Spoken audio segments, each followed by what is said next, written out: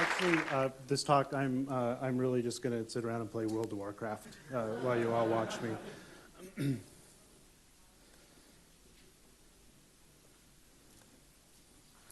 Also, I hope that nobody's disappointed, but I will not be giving this talk in German.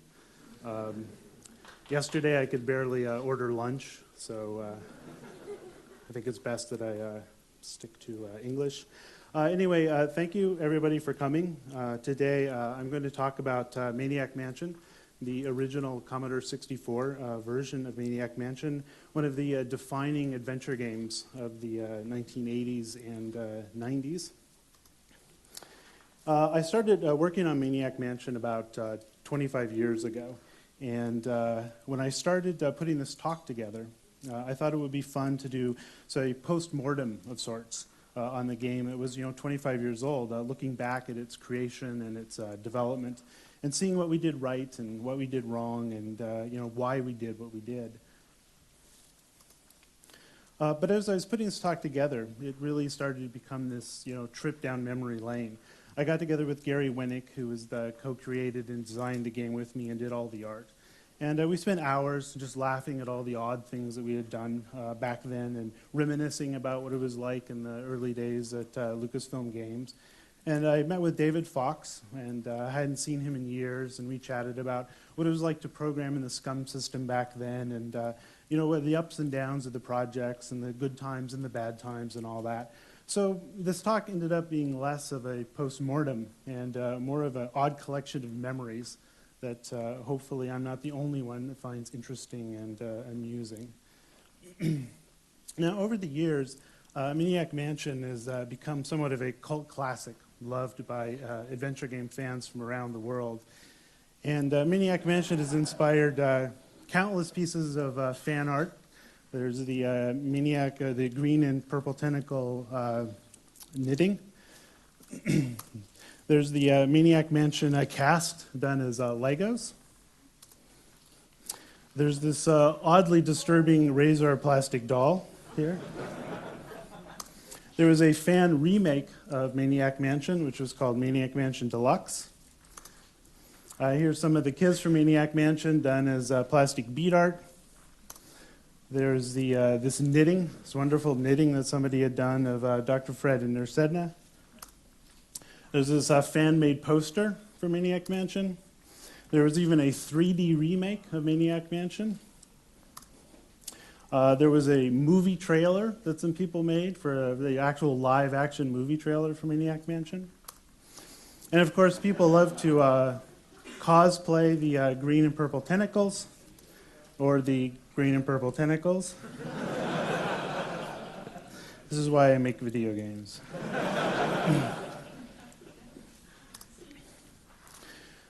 Well, Maniac Mansion was really not the first to do it. It's been credited as the game that really popularized the point-and-click adventure game that LucasArts became famous for in the 80s and 90s. Now, Maniac Mansion was the game that coined the word cutscene that's used inside and outside the game industry.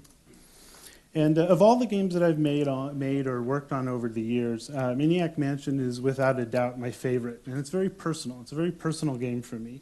Not because it's a great game, but because it's a very flawed game. And it's those flaws and the reasons for them that makes it so special for me. Now, I started working at Lucasfilm in 1984 as a programmer. And I was working on the Commodore 64 version of Coronis Rift that Noah was heading up. And it was while I was there that I met Gary Winnick. And Gary Winnick was the sole artist at Lucasfilm Games at the time. And we became really good friends. Now, both Gary and I, we enjoyed really bad horror movies, things like Reanimator or The Fly. And there was this movie called Creepshow that starred Stephen King, actually. And it was about this farmer, and this meteor lands on his farm, and it starts to corrupt him. This is where we really got the whole idea for the meteor in Maniac Mansion. So as Cronus Rift was finishing up, Gary and I started talking about making a comedy horror game. And The Little Shop of Horrors had just come out, and we were big fans of it. And you can clearly see where we got the idea for the man-eating plant in Maniac Mansion. Now, Around the time that we started thinking about Maniac Mansion, Lucasfilm Games moved from our offices in this industrial park up to Skywalker Ranch. Now, Skywalker Ranch, if you don't know it, is this large, sprawling ranch that George Lucas built in the hills of Marin. And the ranch was designed to look like a big family ranch, but instead it would house his company, Lucasfilm. Now, the ranch consisted of several buildings, including a large white one called the main house that contained George's office. And there was a collection of smaller buildings in the back that different divisions of the company used. It was in one of these buildings called the Stable House that housed the Lucasfilm Games Group. And I think you can see a lot of the inspiration for the mansion in Maniac Mansion came from the main house at Skywalker Ranch. You can see the similarity to some of Gary's concept art for the Maniac Mansion and the main house.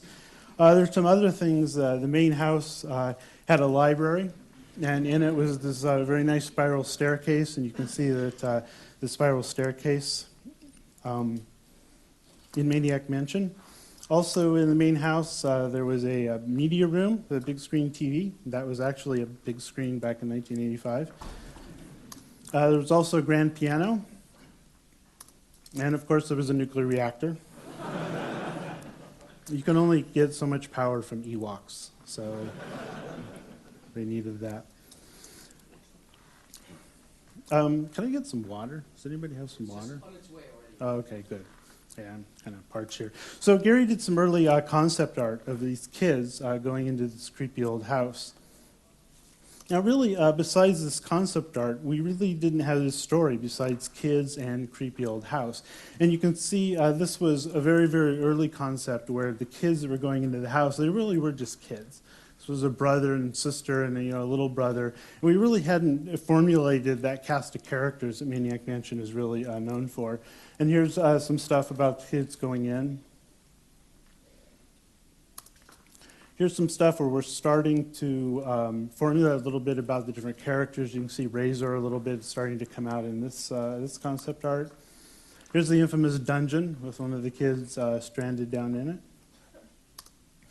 Another shot of the outside of the house. The entryway. And this is a very early version of Weird Ed. Doesn't look anything like he did in the final game and Dead Cousin Ted there. And Gary did some just concepts of what the box might look like. He did a whole bunch of these just so we could really get a feel for the game and kind of what it was like.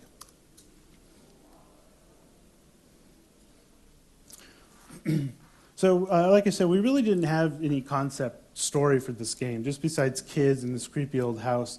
And at this point, we really didn't even know what genre the game was going to be. At this point, it was not an adventure game. Now, the idea of it being an adventure game had really not even occurred to us yet. I'm going to get some water here. Thank you.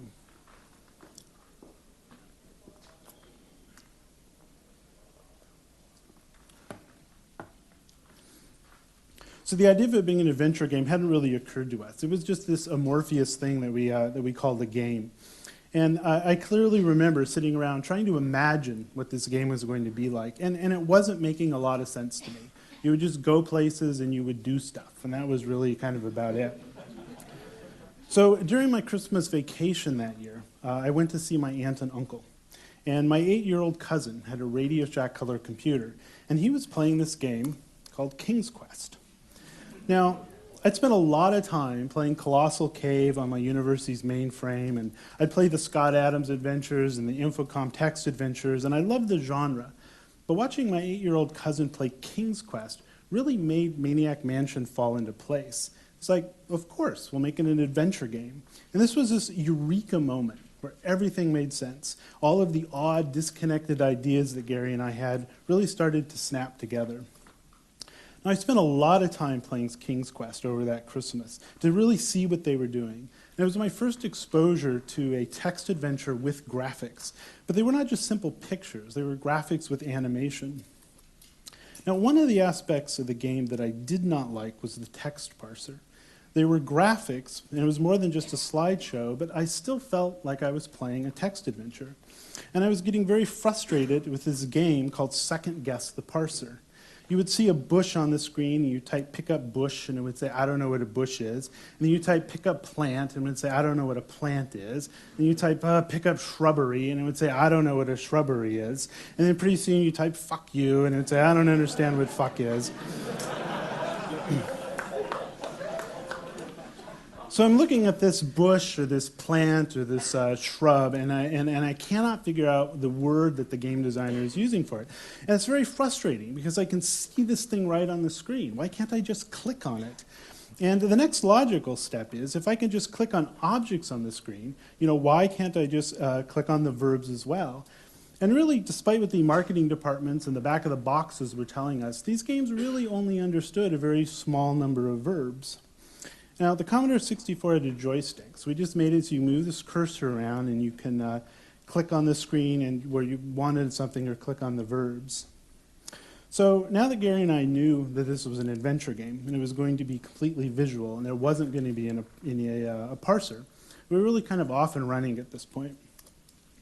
Now, the other idea that we had was that you played the game with 3 characters and not just one, and that you could switch between them. But even better than that, there were 7 different characters that you could choose from, and you could pick any 3 of them. Now, the characters are Dave, and Dave is very loosely modeled on me. And there's Sid, the new wave musician, and I think that was just because new wave was all the rage back then. There was Michael, the photographer. There was Wendy, the writer, and she's actually based on somebody named Wendy that worked at Lucasfilm Games that did the accounting. There's Bernard. He's not really based on anybody, but I think he just represents the geek in all of us. There's Razor, and Razor is actually based on Gary's girlfriend, who is named Ray. And then there's Jeff, who's the surfer dude, and I guess since we were in California, you have to have a surfer dude in there. So playing this game with 3 characters from a group of 7, it was this genius idea that we would come to completely regret later on. So to get the design off and running, Gary and I made a large map of the mansion. We had each room laid out as small little boxes with lines connecting each of the boxes representing how you would go from room to room. And we listed every object used in every puzzle. It was this complex system of colored lines that were all drawn together in these transparent sheets of acetate. And you could lift them up for the different characters and see how everything connected. And these shows not only where the objects were used after being picked up, but which characters used them for which puzzles and which endings.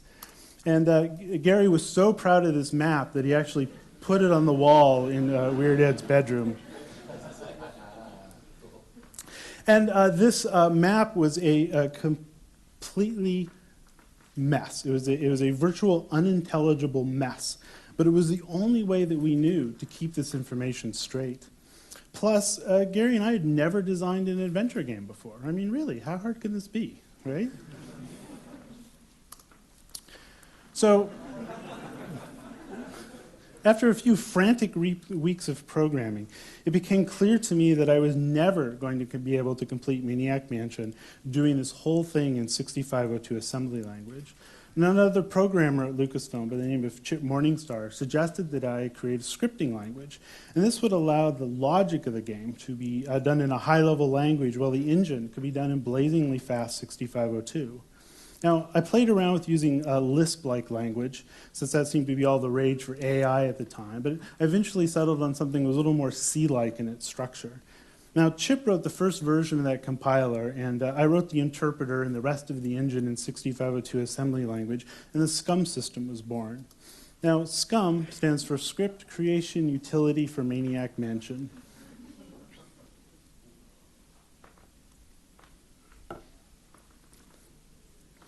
Now, several aspects of Maniac Mansion were still hard-coded in the SCUM engine at the time, such as the verbs and even the names of the characters and the color of the text that they spoke.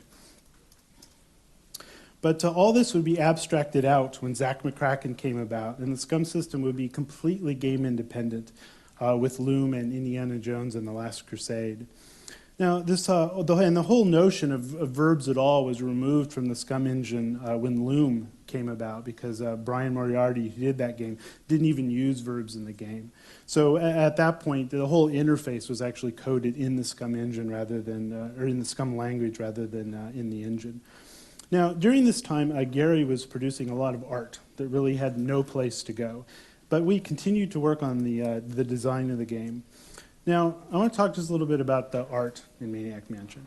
Now, it may look very crude and unsophisticated by today's standards, but at the time, this was really state-of-the-art stuff. Now, the Commodore 64 had a screen resolution of 320 by 200 pixels, and it had 16 predefined set colors. Now, one of the innovations that Maniac Mansion had over the Sierra games was that we had scrolling screens. As the characters moved left to right, the camera would track them by scrolling the screen. And we used this to great effect by revealing objects and other characters and members of the Edison family as the screen scrolled. Now, the really sad thing is that I spent months programming on the Commodore 64 to try to get that scrolling fast enough, and now you can just do it in PowerPoint.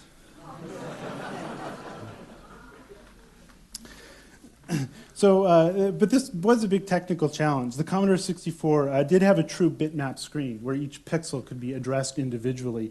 But one screen was 16K, and that was way too much memory to be able to scroll in real time. That's K, not meg, for all you people out there. But the Commodore 64 also had what's called a programmable character set. And this allowed for the creation of custom characters, meaning you could redefine what each character looked like. And by using this, we could create all of our screens with these little 8-pixel by 8-pixel tiles. And that reduced the amount of memory that I needed to scroll from 16K to just 1K. But this presented a real problem for Gary in his art. Creating images out of all these rooms out of tiles was going to be a lot of work for Gary and really lose, I think, a lot of the charm of his art. So what I did was I wrote this editor, this graphics editor that Gary would use, and he would paint all the screens just as bitmaps. And then he would press a key on the Commodore, and then it would take these and it would crunch them down into character sets. Now, one of the problems is after it got done crunching it, the character sets would usually be, 400 or 500 characters. But there was a 256 character limit to the character sets. So what it would do is it would then find two characters that were almost the same, and it would just make them the same. And so then what Gary would do, after it crunched that down to 256, he would go through and find all the places that glitches appeared. And he'd fix those, and he'd just rerun that process and then fix it and rerun it. And eventually, the whole thing was crunched down to 256 characters, and it really maintained really a lot of the charm of his art that I think was really important for the game. Now, another defining thing about Maniac Mansion are the large-headed characters. And this also came about from a technical limitation. The Commodore 64 had these 24-pixel by 24-pixel hardware sprites. And there were 8 of them. And by doing these scanline interrupts down the screen, we could make them basically as tall as we wanted, but they were still only 24 pixels wide. And Gary wanted to make the characters read as well as he could. And humans are just very, very good at recognizing faces. We have this whole part of our brain that does nothing but recognize faces. So he made the heads as big as he could so you could really, really read those. And those big-headed characters are kind of another, defining element of the game. And also, if you look at the animation for the original one, you notice that as people move, nothing ever extends out of that 24-pixel wide boundary. So people don't reach out. It's like people walk like this. So after close to a year of just kind of working on the core of the Scum engine, much to the consternation of Lucasfilm management, I might add, it was really about time to start programming the game. And the ultimate purpose of the Scum system was for this, and it was really now time to put that to the test.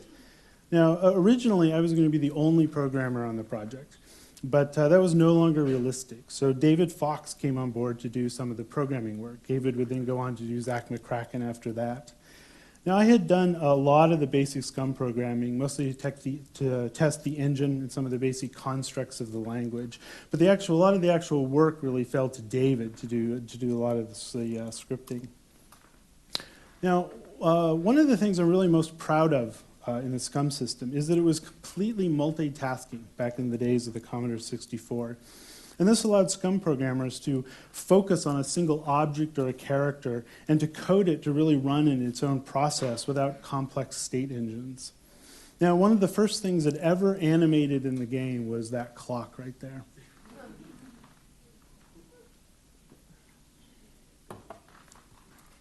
And that clock is a little 10-line SCUM script that runs in its own process to make the pendulum move back and forth and to be able to make the noise. And using this technique, we use this technique throughout the game to control different characters and logic of the game. And being able to fully multitask and think about the game as small independent chunks really became this mainstay of how you program the SCUM system. So, other than this big map of the mansion hanging in Weird Ed's bedroom, there was no design document for Maniac Mansion. We had nothing that just wasn't in our heads. And this presented a big problem for David, since he was going to be tasked with a lot of the SCUM programming. So before David would start working on a room, he would sit down with Gary and I, and we'd talk about what was supposed to happen.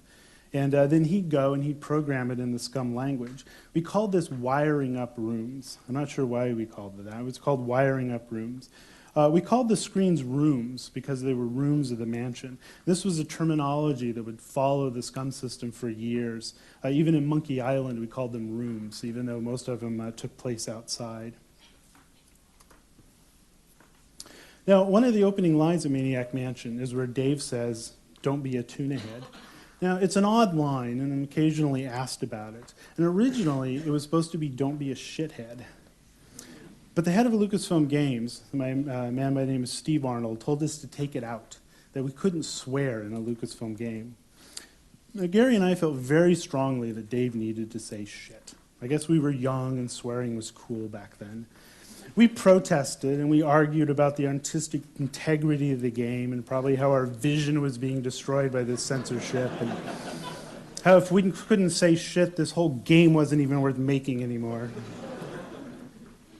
So Steve said, "Look, why don't you two go off and think about this and come back with a good reason why you need to say shit. And if you can think of a good reason, then we can leave it. And think long and hard about why you need to swear." So we did. We thought about this a lot. And what we came to realize is we didn't really need to swear, that it really was just kind of pointless. And this one incident, I think, has really shaped my writing to this day in games, just about what words you choose to express things and really how important they can be. So in the end, we changed "don't be a shithead" to "don't be a tuna head." So the game is finally coming together, and we're getting a chance to play it. And we started to realize that we have made a huge mistake. Having 7 characters that all have their own set of interconnecting puzzles and endings was a hell of a lot of work and far more complex than we had ever anticipated. We were constantly dealing with dead-end situations and odd, unsolvable puzzles. In short, this whole thing was just a complete clusterfuck. So we're constantly fighting against the desire to just rip out all the multiple endings and making it just 3 characters or even just 1. And there's a point where you're working on something and you're just in so deep that you just want to scream and there's just no way out. And that's really where we found ourselves with this project. But we stuck with it and we worked out all the puzzle issues and we slogged through the programming and we kept the 7 characters and all the solutions. And in retrospect, it really was the right decision. Maniac Mansion is really defined by these 7 characters. And being able to pick the 3 you want to play with allowed players to really customize the game. And players often had these dream teams of characters that they would go into the mansion with. And having these different endings based on which kids you chose was a great way to get replayability. Players would talk about different puzzles with their friends, and then another key, you'd go home and you'd try to solve it with those different characters. Of course, none of this was planned. We just thought it would be cool to have 7 characters.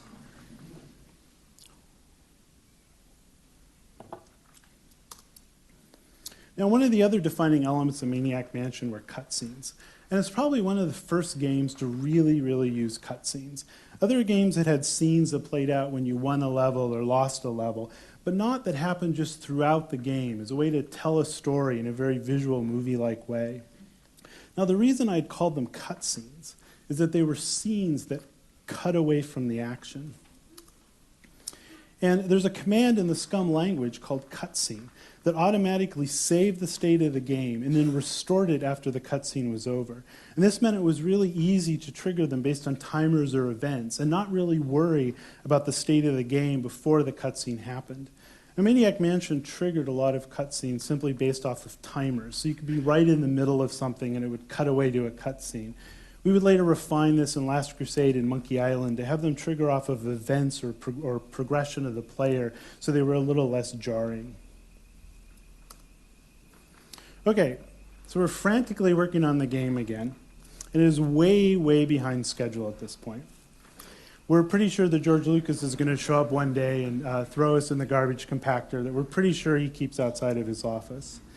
Gary is cranking out art, and I'm working on the Scum engine, and David and I are Scum programming like mad. It's a 7-day-a-week job, late into the nights for many months, and we're all thinking, is this going to work?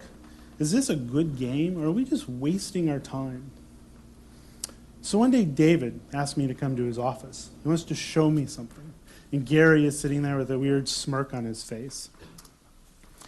David has the kitchen room running on his Commodore 64 and Razor standing there next to the microwave.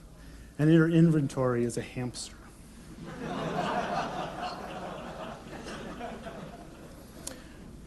Go ahead, David says. Put the hamster in the microwave.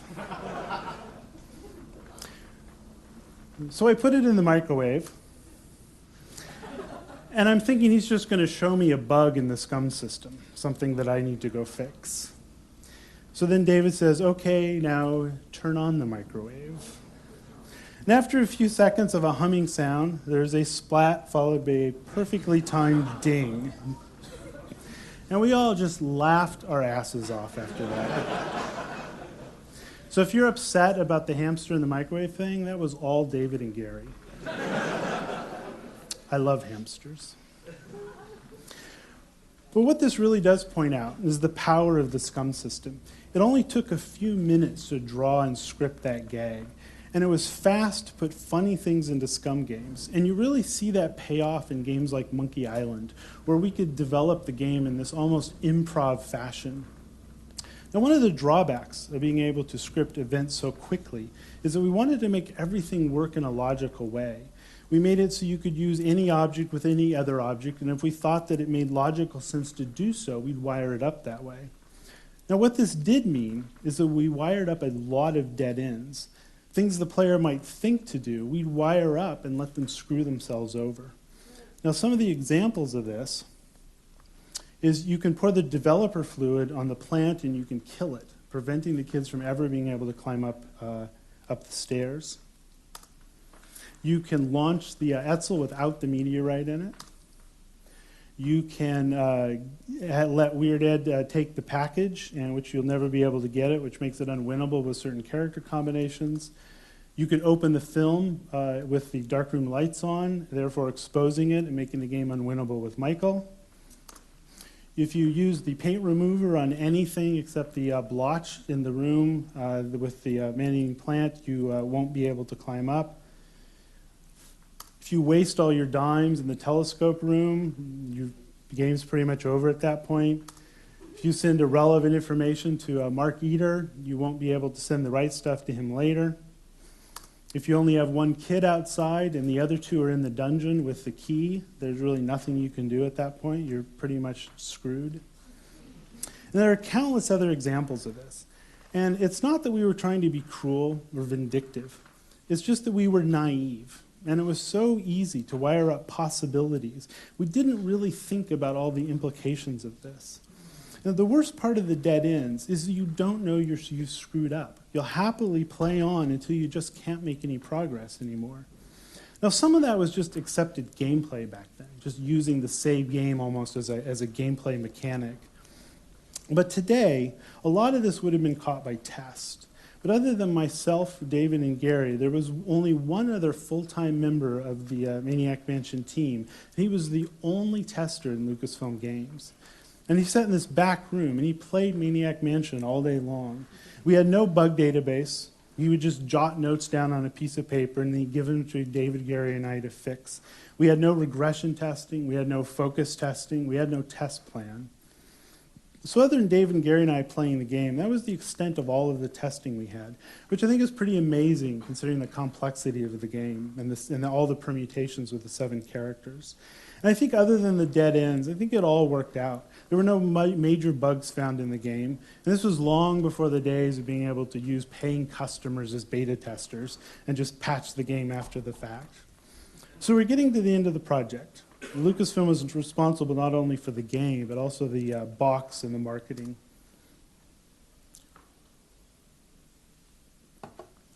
And one thing we need is cover art. And Gary knows this artist named Ken Macklin, so he's hired to paint the cover of the box. You can see Dave's actually wearing a Lucasfilm Games t-shirt in the painting. Now, Lucasfilm had just hired somebody to actually do marketing for our games. And he looked a lot like Mark Eder. There's no coincidence there. Now, part of marketing's job included doing copy for the box. So Gary and I threw out a bunch of ideas, and one of them involved putting this story of, followed by a long list of funny stuff. This was an idea that we would also come to bite us later on. Now, one of the great things about games from the 80s and 90s was all the stuff that you got in the box besides just the floppy disk. And Gary and I had made this mock-up of a bulletin board at the college dorm where Dave, Razor, and the rest of the kids went to school. And it's filled with little in-jokes like the town I grew up in. Plus there's a lot of backstory is told on this. Also hints to certain puzzles can really be found if you really read the whole bulletin board. So the box is finished. We have this professionally written back of the box copy. And the game is finally done. Now, the original Maniac Mansion fit on 2 sides of a Commodore 64 disk, with each side holding 160K. So the entire game fit into 320K. A few years later, while working on Monkey Island, we had a little celebration when Steve Purcell created a single animation that was 380K. It's one animation that was larger than the entire game of Maniac Mansion. And in Day of the Tentacle, you can play the original Maniac Mansion on a virtual computer inside Ed's bedroom. So as the game goes off to be manufactured, and we're all very tired, and we're very happy that it's finally done. Now, one of the places the game is being sold, in addition to computer stores, is Toys R Us. They were becoming a big seller of games, and one of the ways that games was starting to make their way into the mainstream back then. They were very, very important to us. And after a few weeks, Toys R Us pulls Maniac Mansion from the shelves because of offensive content. So here is our largest retailer is no longer selling Maniac Mansion. So what is this offensive content? Is Razor's dress too short? Did they find the exploding hamster in the microwave gag? No, apparently a customer wrote Toys R Us a rather nasty letter complaining that she didn't think it was appropriate for a game to have, are you ready for this? The word lust on the back of the box. So this long list of words that Gary and I came up with was offensive because of the word lust. Mind you, she didn't even play the game. She probably didn't even own a Commodore 64. She just saw the game sitting on the shelves of the store. So Lucasfilm redesigned the back of the box, removing the offensive words in the process. Now, Maniac Mansion was then ported to the Apple II. And a few months later, Gary would redo all of the graphics in high res, which meant 640 by 480. We gained some extra pixels, so we had room for one more line of text at the top of the screen. Maniac Mansion would then be ported to the Atari ST and the Amiga and the Mac, and then finally the Nintendo NES. Now, one of the great things about the SCUM system was that it was so easy to port. The game code, the code that drives the logic of the game, didn't change from port to port, or if it did, it was very, very slight. This allowed Maniac Mansion and all future SCUM games to be ported to a wide variety of platforms. And even now, thanks to the fan-driven SCUM VM project, most of the SCUM-based adventures have been ported to platforms that we didn't even know existed or we even would exist. And all of this while running the exact same code that the originals did. Now, Maniac Mansion was the first game to use the SCUM engine, but it was far from the last. The next game built in Scum was Zach McCracken that David Fox led. That was followed by Loom and Indiana Jones, and then Monkey Island 1 and 2, The Dig, Sam & Max, the sequel to Monkey Island, Day of the Tentacle, and Full Throttle. And after I left LucasArts, as they're called now, I started a company called Humongous Entertainment. And we continued to use the Scum system to make adventure games for kids like Putt Putt and Freddy Fish and Pajama Sam. We also use the Scum system to power our backyard sports series of games like backyard baseball and basketball and soccer. Now, there's a lot of lessons were learned from making Maniac Mansion. All the dead ends and the deaths would all but disappear by the time Monkey Island came around.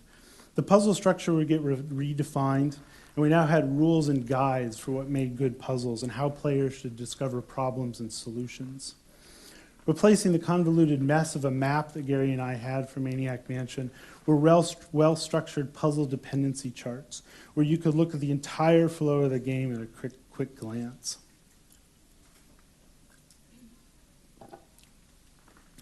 Now, it's easy to look back at games like Maniac Mansion or Monkey Island through this lens of nostalgia. It's easy to look at what they became and make assumptions about what they were before they were anything. But for us, Maniac Mansion was just a game that we spent long months of late nights and seemingly endless weekends working on. We loved it and we hated it, and our only dream for it was that it wouldn't run the company out of business. When Gary and I started making Maniac Mansion, we had a bunch of fun ideas, but we didn't have a vision for the future.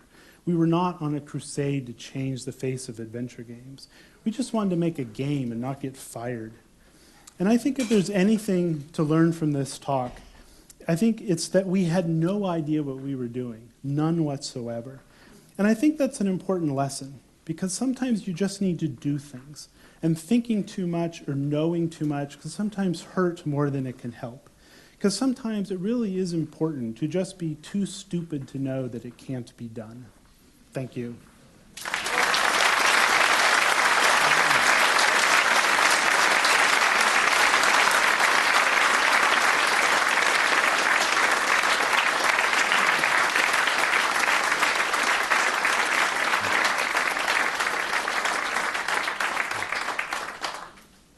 Thank you very much, Ron, for this extremely fascinating presentation. I think there's room for some questions, so if you guys come up with some questions, please. Okay, there are questions up there. Okay, me first. Thank you, Ron, for this great insight. I would like to have your comment upon the relation between creativity and technology. So if you think backwards, whether the development of the Scum system has a deep impact on your creativity, and whether there will be a way back in a future day we might have a smart tool that might enable persons who are not deep programmers just to come up with something or with a development process similar to that in the old days. Yeah, I think that technology today is very, very linked to games. And I'm a programmer, and that's my background. So when I start thinking about a game, I will just go program up a prototype very, very quickly to get a feel for it. And I think there will become a point when technology is, I don't want to say irrelevant, but it is just ubiquitous. It's like every company uses the same technology, and people can move from company to company, very much like the movie business is. When somebody goes from working on one movie to go working on another, they don't have to relearn everything. They don't have to learn how these cameras work and what kind of film this company is using. And the game business will eventually get to that point. I don't know if it'll be 10 years or 20 years, but eventually we'll get there. And then I think you'll see that the creativity will really drive things a lot more than the technology does today. Yeah, it pretty much reminds me to my experience with my first adventure game. It's always the question, what kind of notation do you need and use? And even if you're just three people, that might be easier.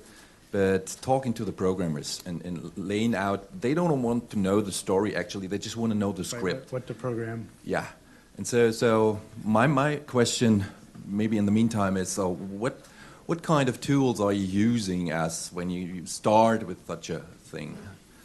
Do you have your personal tool, or can you recommend anything else for? Well, for Maniac Mansion, we really had nothing. We were just kind of making really this up as we went. When we got to Monkey Island, we really had refined the process, and we used, I talked about it in the talk a little bit, we used this thing called puzzle dependency graphs. And they were these graphs that we made where it listed every solution, and then it listed the object that we needed for the solution with a line drawn to it, and produced these. They really weren't flow charts, and they were really kind of, we called them puzzle dependency because it was about, what puzzle was dependent on what object. And we built these charts, and we could just put them up on the wall, and we could look at the whole game at that point. And those really became the mainstay of the design document for the adventure game, were just those things. Greg Roach, he came up with this kind of story world model. Maybe you've heard about that, but maybe you can talk about this a little later, because it's always interesting with interactive directors, game designers, talking about which kind of tool and dependency notation you come up at the beginning, not to get puzzled through big software programs that you get lost. Yeah, okay. And it is kind of a problem that, the movie industry has this standardized format for a script.